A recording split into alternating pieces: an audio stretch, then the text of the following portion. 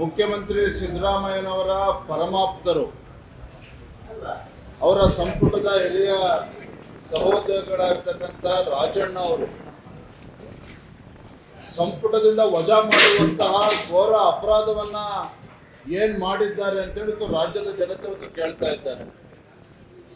ಸಂಪುಟದಿಂದ ವಜಾ ಮಾಡ್ತಕ್ಕಂಥ ಘೋರ ಅಪರಾಧ ಏನ್ ಮಾಡಿದ್ದಾರೆ ಅಂತ ಮಹಾ ತಪ್ಪನ್ನ ಏನ್ ಮಾಡಿದ್ದಾರೆ ರಾಜಣ್ಣ ಅವರು. ಇದು ರಾಜಣ್ಣ ಹಿರಿಯ ಸಚಿವರ ಏನು ಸಂಪುಟದಿಂದ ವಜಾ ಆಗಿದೆ, ಇದು ಕೇವಲ ಕಾಂಗ್ರೆಸ್ ಪಕ್ಷದ ಆಂತರಿಕ ವಿಚಾರ ಅಲ್ಲ. ಇದು ಸದನದಲ್ಲಿ ಇದ್ರ ಬಗ್ಗೆ ಚರ್ಚೆ ಆಗ್ಬೇಕಾಗ್ತದೆ. ಯಾವ ಕಾರಣಕ್ಕೋಸ್ಕರ ಅವರನ್ನ ಸಂಪುಟದಿಂದ ಕಿತ್ತು ಬಿಸಾಕಿದ್ದಾರೆ ಇವತ್ತು. ರಾಹುಲ್ ಗಾಂಧಿಗೆ, ಕಾಂಗ್ರೆಸ್ ಪಕ್ಷಕ್ಕೆ ಇವತ್ತು ವರಿಷ್ಠ ಪಂಗಡದವ್ರ ಬಗ್ಗೆ ಇಷ್ಟೇನೆ ಅವರು ಇಟ್ಟಿರ್ತಕ್ಕಂಥ ಪ್ರೀತಿ ವಿಶ್ವಾಸ ಹಾಗಾದ್ರೆ ರಾಹುಲ್ ಗಾಂಧಿ ಅವರು ಕಳೆದ ವಾರ ಬೆಂಗಳೂರಿಗೆ ಬಂದು ಚುನಾವಣಾ ಆಯೋಗದ ಮೇಲೆ ಆರೋಪಗಳನ್ನ ಮಾಡಿ ಭಾರತೀಯ ಜನತಾ ಪಾರ್ಟಿ ಕೇಂದ್ರದಲ್ಲಿ ಅಕ್ರಮವಾಗಿ ಅಧಿಕಾರಕ್ಕೆ ಬಂದಿದೆ ಅನ್ನೋ ರೀತಿ ಬಿಂಬಿಸಿ ದೇಶದ ಜನತೆ ಮುಂದೆ ಚುನಾವಣಾ ಆಯೋಗಕ್ಕೂ ಕೂಡ ಹೋಗಿ ಅಲ್ಲಿ ದೂರನ್ನ ಕೊಡದೇ ಪಲಾಯನವಾದ ಮಾಡಿರ್ತಕ್ಕಂಥದ್ದು.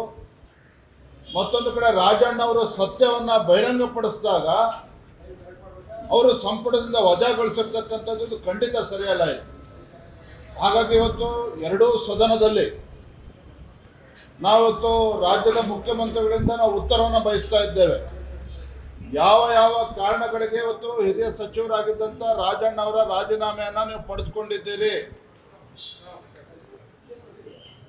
ಇದು ನಿಮ್ಮ ಕಾಂಗ್ರೆಸ್ ಪಕ್ಷದ ಆಂತರಿಕ ವಿಚಾರ ಅಷ್ಟೇ ಅಲ್ಲ, ಸತ್ಯವನ್ನು ಬಹಿರಂಗಪಡಿಸಬೇಕು. ಸದನ ನಡೀತಾ ಇರ್ತಕ್ಕಂಥ ಸಂದರ್ಭದಲ್ಲಿ ನೀವು ಅವ್ರನ್ನ ಸಂಪುಟದಿಂದ ಕೈ ಬಿಟ್ಟಿದ್ದೀರಿ ಅಂತ ಹೇಳಿದ್ರೆ ಸದನಕ್ಕೂ ಕೂಡ ತಿಳಿಸುವಂತ ಕರ್ತವ್ಯ ಮಾನ್ಯ ಮುಖ್ಯಮಂತ್ರಿಗಳದು. ಹಾಗಾಗಿ ಎರಡೂ ಸದನದಲ್ಲಿ ನಾವು ವಿಚಾರವನ್ನ ಚರ್ಚೆ ಮಾಡ್ತೇವೆ.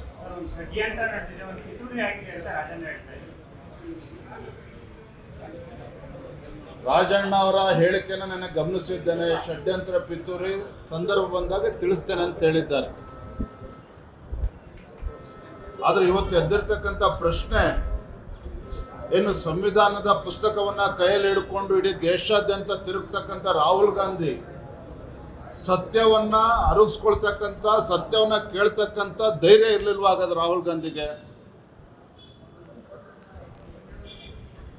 ಒಬ್ಬ ಪರಿಷ್ಠ ಪಂಗಡಕ್ಕೆ ಸೇರಿರ್ತಕ್ಕಂಥ ಒಬ್ಬ ಹಿರಿಯ ಸಚಿವರನ್ನು ನಡೆಸ್ಕೊಳ್ತಕ್ಕಂಥ ರೀತಿನ ಇವತ್ತು ಕಾಂಗ್ರೆಸ್ ಪಕ್ಷ ಹಾಗಾದ್ರೆ ಯಾವ ಬಾಬಾ ಸಾಹೇಬ್ ಅಂಬೇಡ್ಕರ್ ಬಗ್ಗೆ ಉದ್ದುದ್ದ ಭಾಷಣ ಬಿಗಿತಾರೆ ಕಾಂಗ್ರೆಸ್ ಪಕ್ಷದವರು, ಇವತ್ತು ರಾಜಣ್ಣ ಅವ್ರ ಬಗ್ಗೆ ನಡ್ಕೊಂಡಿರ್ತಕ್ಕಂಥದ್ದು ಸರಿನಾ ಅಂತೇಳಿ ಇಡೀ ರಾಜ್ಯದ ಜನ ಪ್ರಶ್ನೆ ಮಾಡ್ತಾ ಇದ್ದಾರೆ.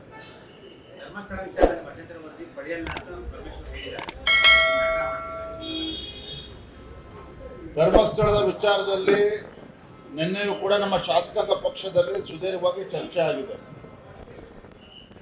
SIT ಎಲ್ಲೋ ಒಂದ್ ಕಡೆ ಹಾದಿ ತಪ್ತಾ ಇದೆಯಾ? ಇವತ್ತು ಬೇರೆ SDP ಮತ್ತು ಬೇರೆ ಕಮ್ಯುನಿಸ್ಟ್ ಅವರ ಇದರಿಂದ ನಿಂತಿದ್ದಾರೆ. ಇವೆಲ್ಲವೂ ಕೂಡ ಗುಮಾನಿಗಳಿಗೆ ಆಸ್ಪದವನ್ನ ಮಾಡಿಕೊಟ್ಟಿದೆ. ಈ ವಿಚಾರವನ್ನು ಕೂಡ ನಾವು ಪ್ರಸ್ತಾಪ ಮಾಡ್ತೇವೆ. SIT ತನಿಖೆ ನಡೆಸ್ತಾ ಇದೆ, ಅದ್ರ ಬಗ್ಗೆ ನಮ್ದು ಯಾವುದೂ ಅಭ್ಯಂತರ ಇಲ್ಲ. ಸತ್ಯ ಹೊರಗೆ ಬರಬೇಕು ಅಂತಕ್ಕಂಥ ಅಪೇಕ್ಷೆ ಈ ನಾಡಿನ ಜನತೆದು.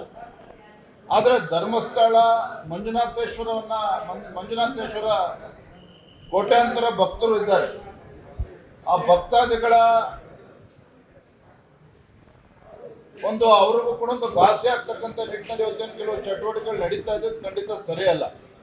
ಹಾಗಾಗಿ ಸದನದಲ್ಲೂ ಕೂಡ ರಾಜ್ಯ ಸರ್ಕಾರದಿಂದ ನಾವು ಉತ್ತರವನ್ನು ಬಯಸ್ತೇವೆ, ಇದ್ರ ವಿಚಾರವನ್ನು ಚರ್ಚೆ ಮಾಡ್ತೇವೆ.